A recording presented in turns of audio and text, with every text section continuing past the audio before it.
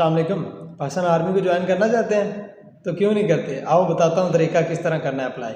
Pakistan army کے اندر sanitary worker, kick, سپاہی اور کلرک کی اسامیوں اور ایز اے سپاہی ڈرائیور کی اسامیوں کو کافی ساری اسامیوں کا اعلان ہو گیا ہے۔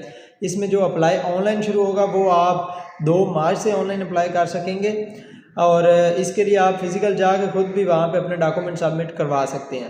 اس میں جو سینٹری ورکر ہے، اگر آپ صرف پڑھنا لکھنا جانتے ہیں تو آپ as a sanitary worker per apply کر سکتے ہیں، اپنے تمام ڈاکومنٹس لے جا کے آن لائن بھی اپلائی کر سکتے ہیں اور وہاں پہ فزیکلی جا کر بھی جمع کروا سکتے ہیں۔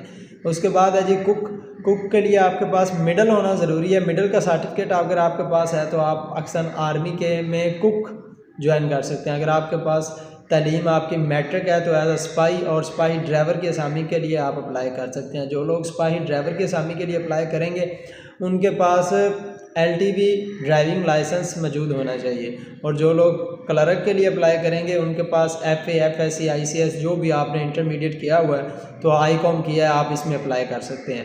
اس میں آن لائن اپلائی 2 مارچ سے شروع ہوگا اور فزیکلی بھی 2 مارچ سے ہی شروع ہوگا۔ اس میں جو ڈاکومنٹس ریکوائرڈ ہوں گے، آپ کا ڈومیسائل، آپ کی CNIC کی پکچریں اور آپ کے 2 فادر کے CNIC پکچریں، اگر مڈل ہے تو اس کے 2 سرٹیفکیٹ کی پکچریں، اس کے علاوہ اگر آپ کی میٹرک ہے تو ان کے، اگر آپ فزیکلی جا کے جمع کروانا چاہتے ہیں تو آپ اپنے متعلقہ سینٹر میں جا کے جمع کروائیں گے جو ریکروٹمنٹ آفس بنے ہیں۔ اس کے علاوہ اگر آپ آن لائن اپلائی کرنا چاہتے ہیں تو www.pakarmy.gov.pk سے آپ اس میں آن لائن اپلائی کر سکیں گے۔